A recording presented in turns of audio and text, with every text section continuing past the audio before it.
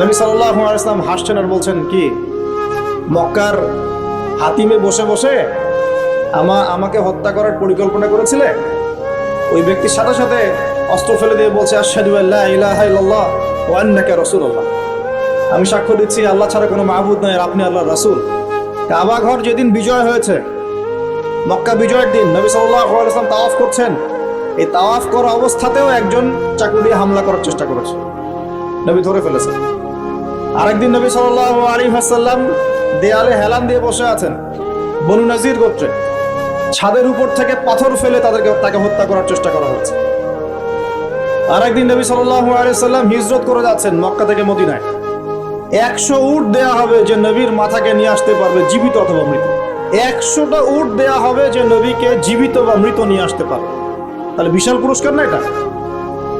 তো কেন তাকে হত্যা করার জন্য এত বড় পুরস্কার দেওয়া হলো? আরেকদিন নবী সাল্লাল্লাহু আলাইহি ওয়াসাল্লাম নামাজ পড়ছেন কাবা ঘরে, তার ঘাড়ের উপরে কাপড় বা চাদর রশি দিয়ে এবার পেঁচিয়ে তার গলায় ফাঁস দেওয়ার চেষ্টা করা হয়েছে।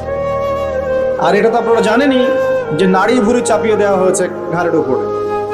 আরেকদিন নবী সাল্লাল্লাহু আলাইহি ওয়াসাল্লাম মদিনায় বসে আছেন, মক্কা থেকে একজন ভাড়াটে খুনি গিয়েছে মদিনায় তাকে হত্যা করতে। চাকু তরোয়াল ভিতরে ছিল, নবীর সামনে গিয়ে বসেছেন, আর আল্লাহ পাক তাকে ওহীর মাধ্যমে জানিয়ে দিয়েছেন এই ব্যক্তি কেন এসেছেন।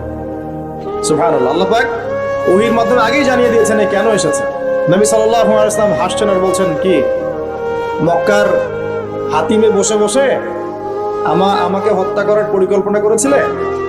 ওই ব্যক্তির সাথে সাথে অস্ত্র ফেলে দিয়ে বলছে, আশহাদু আল্লা ইলাহা ইল্লাল্লাহ ওয়া আন্নাকা রাসূলুল্লাহ, আমি সাক্ষ্য দিচ্ছি আল্লাহ ছাড়া কোনো মাবুদ নয় আর আপনি আল্লাহর রাসূল। এই কথা তো আমি আর সেই ব্যক্তি ছাড়া কেউ জানে না। তো নিঃসন্দেহে এই ব্যক্তি রাসূল যাকে আল্লাহ পাক জানিয়ে দিয়েছেন, ওই ব্যক্তি মুসলমান হয়ে গেল, আলহামদুলিল্লাহ।